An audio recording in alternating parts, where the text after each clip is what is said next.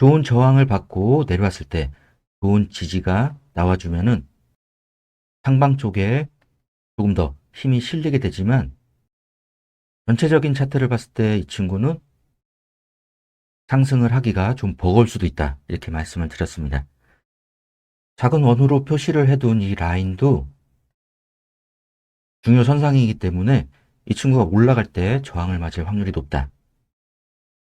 2060 충분히 넘어가지 못한 상태에서 밑으로 빠질 때는 위험에 대비를 해주고 5일선 쌍봉 위치나 보안 캔들을 지켜주지 못할 때도 위험에 대비를 해주는 것이 좋습니다.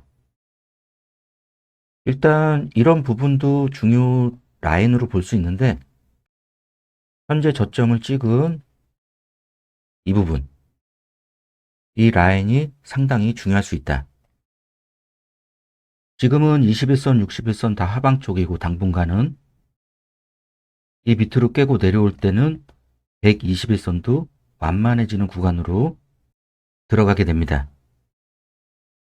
2060과 마찬가지 완만해지는 구간에서 저점을 잡아주고 올라가게 되면 같은 선상으로 볼 수 있는데 저항을 맞고 밑으로 빠질 때는 다시 한번 위험에 대비를 하는 것이 좋다.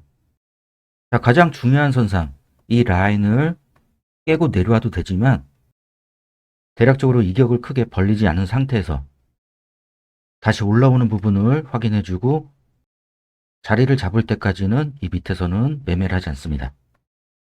하지만 이 차트는 코스피,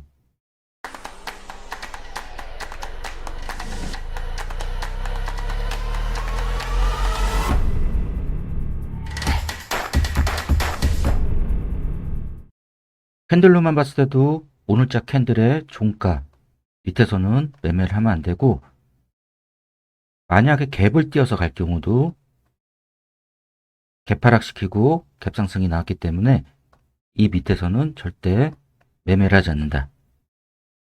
그 다음 올라갈 때는 저항 체크. 코스피 차트가 아니라 일반 개별 종목일 경우는 이런 차트는 여기서 올라가지 못하는 경우가 더 많습니다.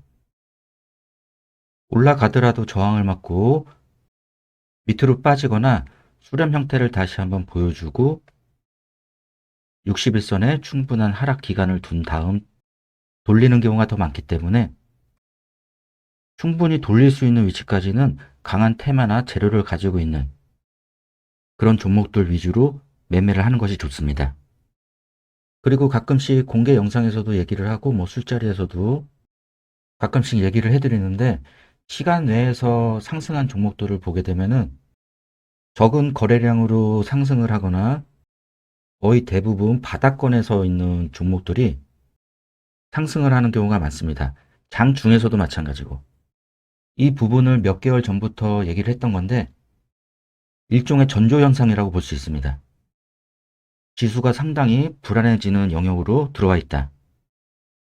쉽게 얘기하자 그러면은 특히 고점권에서 그런 현상들이 이제 많이 일어나게 되면은 하방 쪽에 더 무게를 둘 수가 있는데 그냥 쓸데없는 종목들 소외된 종목들이 이런 식으로 쭉 하락을 하다가 어느 순간에 시간 외에서 상승을 한다든지 아니면 장중에 급등을 보이는 경우가 많습니다.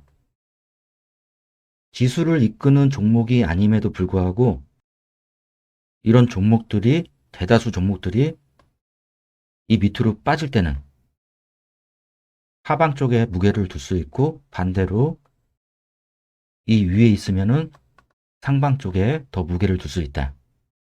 그리고 계속해서 이런 형태를 보이는 종목들이 출현을 하는 기간은 상당히 지수가 불안정하다.